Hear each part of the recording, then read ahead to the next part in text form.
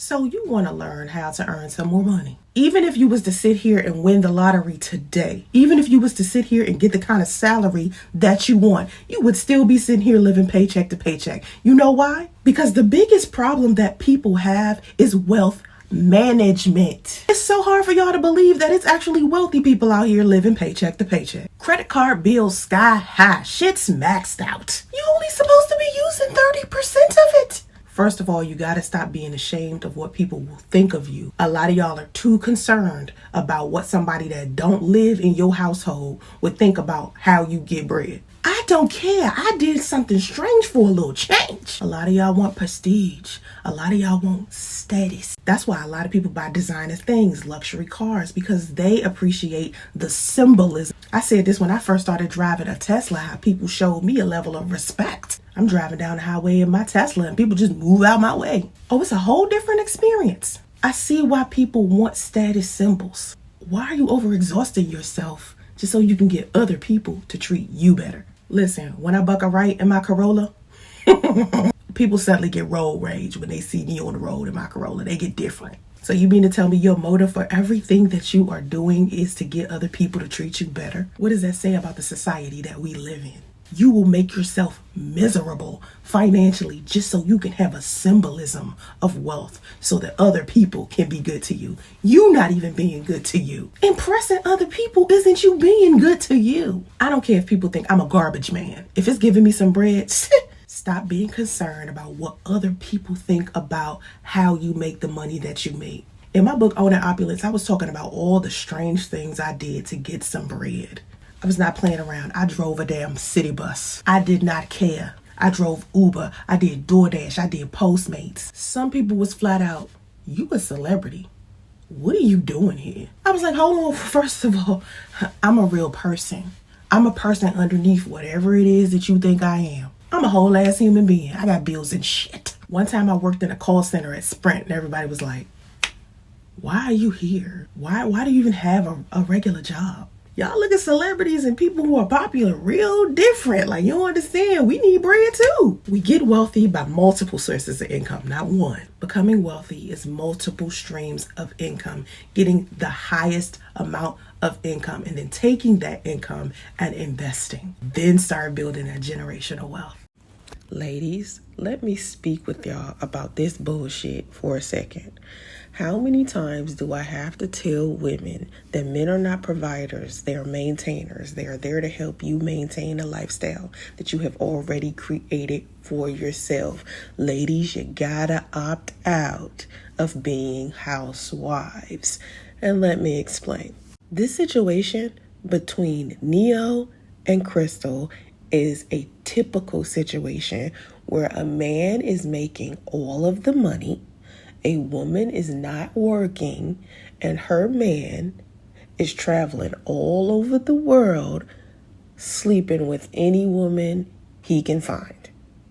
That's Crystal's thing. She's done with him. She wants a divorce because he can't stop sleeping around with a whole bunch of women, having babies, sleeping with prostitutes, just crazy with it. Right? Now, the reason why I have just a tad bit of respect for Nick Cannon is that he doesn't hide how much self-control he doesn't have from the women who are interacting with him. But then you have men like Neo who will pretend they are like this monogamous husband who is faithful and committed and then turn around and sleep with a whole bunch of women and believe because they pay for everything that they have a right to do so. The type of dynamic where you lay around and do nothing and expect your husband to pay for everything is basic. It may look like you winning, sis, because your man sit there and pay for everything for you. He coughing up enough hush money for you because he know you will tolerate anything because you don't want to live a lifestyle of having to get your own money for yourself. You are afraid of poverty and you don't have enough confidence in yourself to go out there and get your own bread. You don't want to do the work associated with having to do that and raise children. I tell women, don't go after wealthy men because wealthy men will use their money to abuse you.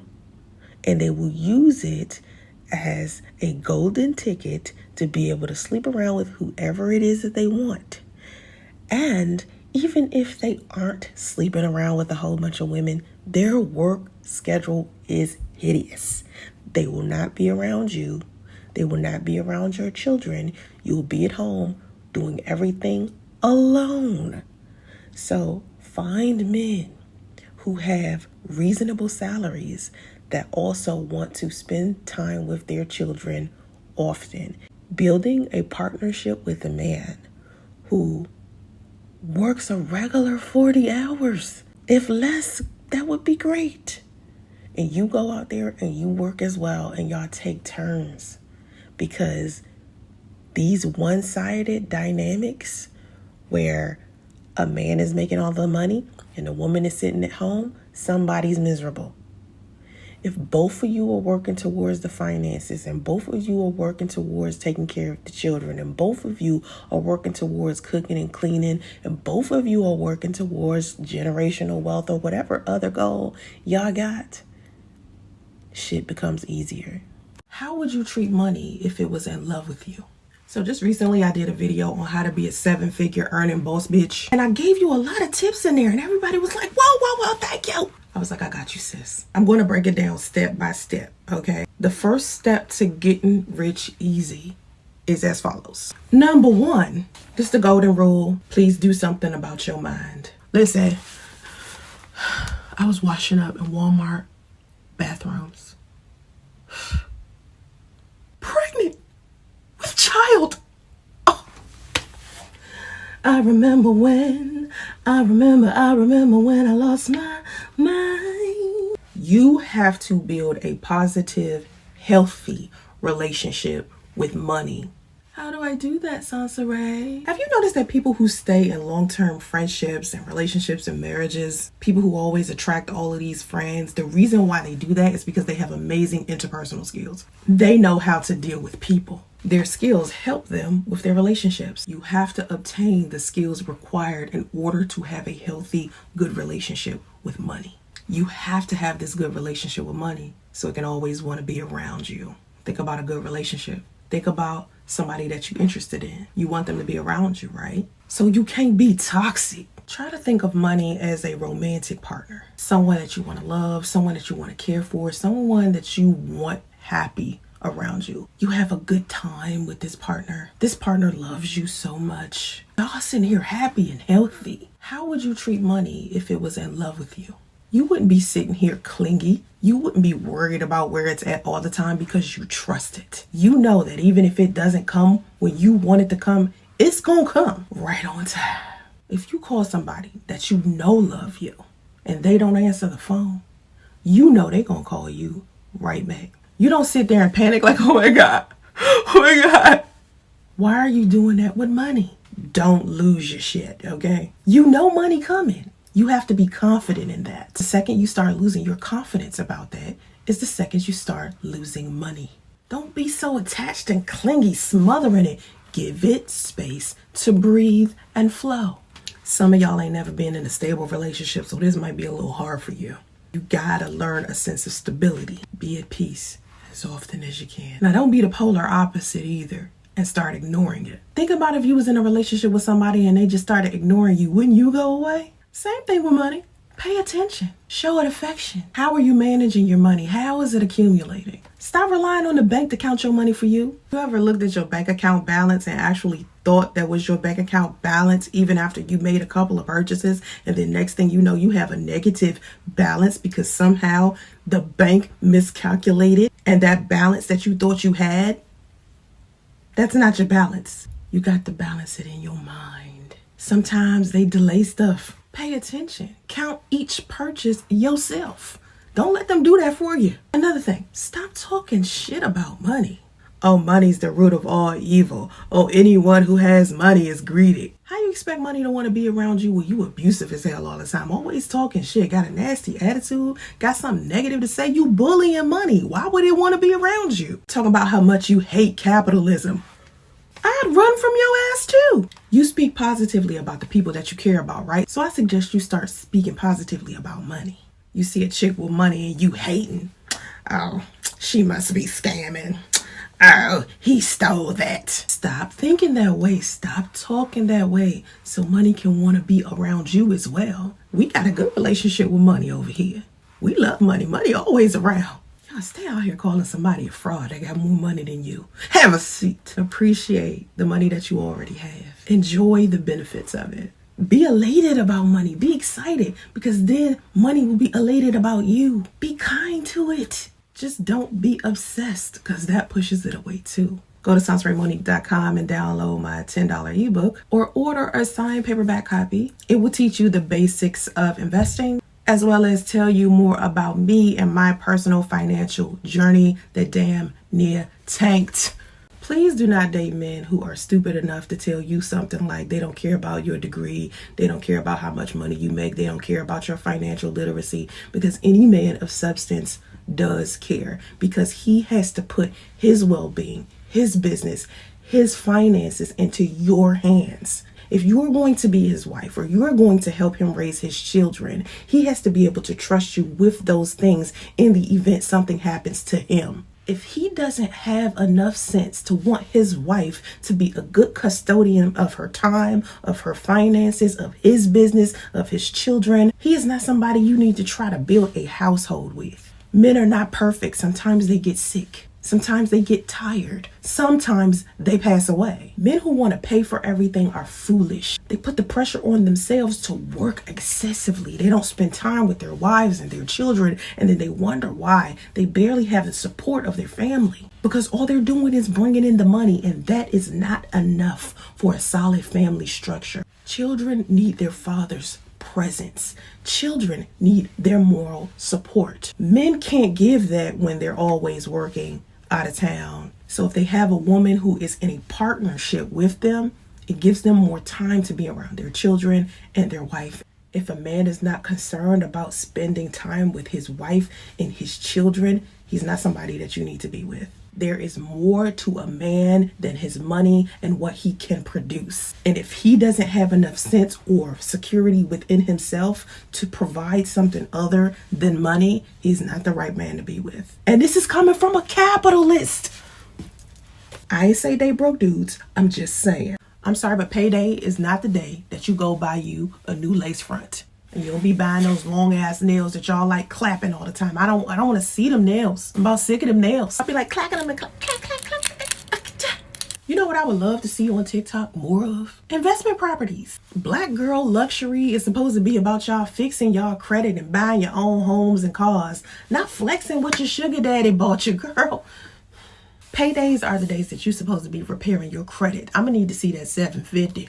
Pay your bills first and use your credit for all that other shit. There's a reason why I tell women to go out there and make their own money, because you don't want to be stuck with one of these dudes who claim they want to lead a relationship and they turn around and lead your ass right into poverty. I wrote my book, Owning Opulence, The Road to Becoming a Multi-Millionaire, because I wanted women to understand that they could get out of their financial situation.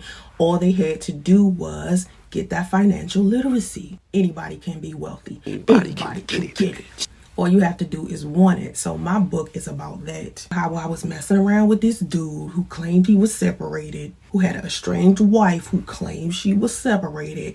And then after I got pregnant with my son, them two decided that they wanted to try to work out their marriage. And ultimately, of course, that didn't work out because they was headed for divorce anyway. So now they are legally divorced. And I'm taking care of my son alone because this bonehead can't even afford giving me more than $264 a month in child support. But he was the reason why I ended up homeless, washing up in Walmart bathrooms, sleeping in the back of his Ford Explorer with him because I didn't want to leave my man. That wasn't that bright.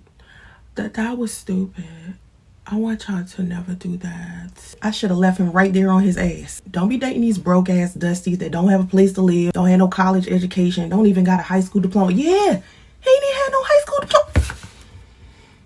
What was my college educated ass doing with him? So my book isn't just teaching beginners investing or entrepreneurship and business. It's also teaching you how to be more selective about the men that you date, as well as you understanding that any type of situation that you are in, you can get out of. So if you want to get my book, Owning Opulence, you can go to SonceraeMonique.com and download it for $10, or you can order a signed copy. I will be happy to send you one. How do you borrow against your life insurance policy is a question that I keep getting over and over again. Well, first of all, you have to make sure you have the right life insurance policy. A lot of people like to get term life insurance because it's cheaper, but you have to understand it doesn't build cash value. Whole life insurance is more expensive. Whole life insurance builds cash value with time. So it includes a death benefit and an accumulation of cash. All you have to do is continue to pay your monthly premium. That means pay that shit. Some of y'all think this is free money. No, it's still a loan. If you take out a loan against your policy, the life insurance company uses your policy as collateral. When can you borrow against your life insurance policy? When there's more than enough money in there for you to be able to take out the amount of money that you want to. It has to build cash value. Whole life insurance has a growth guarantee, so it's going to grow regardless. So your loan is much cheaper than it would be if you went to a bank applying for a loan. You have low interest rates. There's no credit check. It's no application process. A loan doesn't show up on your credit report. The way a loan will show up on your credit report is if you take out a personal loan with a bank. But when you take out a loan with the insurance policy, you pay this back on your own schedule. Now again, if you don't pay all of this back before you pass away, big problem. You can go to my website, SonceraeMonique.com, and download my $10 ebook. It's called Own It Opulence, or you can get a signed paperback copy. Follow me here for more tips. There are about 15 to 20 different life insurance policies. So in order for you to be able to borrow against your policy, it has to be a whole life insurance policy. You have to make sure that the insurance company that you chose actually provides you with that type of policy. My suggestion is Mass Mutual. There are different types. There's no cookie cut way to do this. It's different types of insurance policies. It's different type of stipulation and all types of loopholes you can get around. It just depends on the life insurance company that you chose. Just be thorough when you're talking to your life insurance agent. There was a woman in my comments who said that she had life insurance all of this time and had no clue that she could borrow against it. Please understand that if you borrow against your life insurance policy, you still have to pay it back. Yeah, it's cheaper, it's low interest, it's no credit check, it's no application process. These loans don't show up on your credit report. You can repay these loans back at your own time, but you have to understand there are consequences if you don't pay it back. It affects your death benefits if you do not pay it back. So just keep in mind that if you don't pay it back and you do pass away, there will be no money there for your family or your beneficiaries. Oh, you want to learn more about Marcus? Okay, Marcus was dope. Marcus Goldman was an investment banker, businessman, and financier. He's the founder of Goldman Sachs, which is one of the largest investment banks in the world. I found out about the Marcus app maybe sometime last year when I was looking on bankrate.com. If you go to bankrate.com, it will show you a list of high yield savings accounts and member FDIC banks and credit unions where you can get certificate deposits from. Now, a high yield certificate deposit is basically a special savings account. You put a fixed amount of money in, and in a fixed time frame, that amount will double. The time frame, depending upon which bank you use, is 6 months, a year, sometimes 5 years. Sometimes it's a zero minimum deposit. For instance, you can open a Capital One CD and they'll give you about 3.5 interest, but it's a 5-year fixed time frame, so you won't get any money back for another 5 years. And my thing is, how in the world are you going to double zero? You understand what I'm saying? Like, I still haven't figured that out. To me, it would make more sense to simply put in at least $500 and watch that double in a year or in 6 months. There are some FDIC members where you got to put $25,000 down, and in a year that will double. So these are just investment bank accounts, high yield savings accounts, certificate deposits. Let me put you onto some boss bitch shit so you can make your own money. You won't need these men to pay for everything, and sometimes you could treat your man. That's more appealing to men of substance. So go out there, get your education, get your money together. But this is what you need to do if you want to be a 7-figure earner. You want to be wealthy, you want a black girl luxury, whatever. Here's what you do. Number 1, get life insurance. That way you can borrow against your life insurance. Well, you do borrow this money. Or if you take out a personal loan from somewhere else, make sure you put this money into an investment account. These investment accounts double. For example, you can take $500 and put it into a Marcus account. And within 6 months to a year, this money will double. So not only are you making a profit of some kind, you are also helping your credit because you want to get to a 750 credit score. Make sure you have a trust. A trust fund needs to be the beneficiary to your life insurance policy. Never make your beneficiary a person. When you make your beneficiary to your life insurance a trust, you have more control over what happens to that money. If you make your beneficiary a person, that person gets to choose what happens with that money. You also need to start a business, and it doesn't have to be some large business. Start a business of some kind. It could be a small business like vending machines. Use that income from your business to invest in more accounts. Get you a Roth IRA. Also, use the money that you earn from investing to get a multifamily unit. That is another source of income for you. You also want to consider investing into index funds. Invest in some dividends. Buy you some land eventually. Make sure you get investment accounts for your children. And also make sure that your social circle is on your level. These are people that you can talk to get ideas from, and they will also hold you accountable. You can go download my book, Owning Opulence. It's $10. It'll teach you the basics about investing. Remember what I said about your social circle. Make sure you pick the right man to date. That's basically what my book about. I ended up broke and homeless because of some dude. Child. It took me 10 months to get out of that and move into a $500,000 home. Follow me here for more.